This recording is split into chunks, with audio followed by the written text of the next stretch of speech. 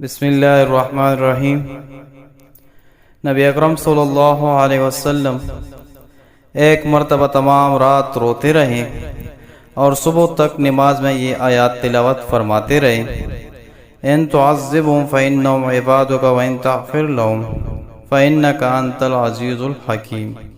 ترجمہ: اے اللہ، اگر آپ ان کو سزا دیں جب بھی آپ مختار ہیں کہ یہ آپ کے بندے ہیں اور آپ ان کے مالک، اور مالک کو حق ہے کہ بندوں کو جرائم پر سزا دیں، اور اگر آپ ان کو معاف فرما دیں تو بھی آپ مختار ہیں کہ آپ زبردست قدرت والے ہیں، تو معافی پر بھی قدرت ہے، اور حکمت والے ہیں تو معافی بھی حکمت کے موافق ہوگی۔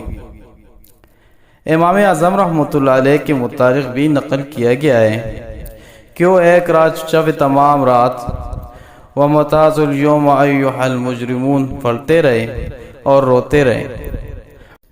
مطلب آیات شریفہ کا یہ ہے کہ قیامت کے دن مجرموں کو حکم ہوگا کہ دنیا میں تو سب ملے جلے رہیں، مگر آج مجرم لوگ سب الگ ہو جائے اور غیر مجرم علیحدہ۔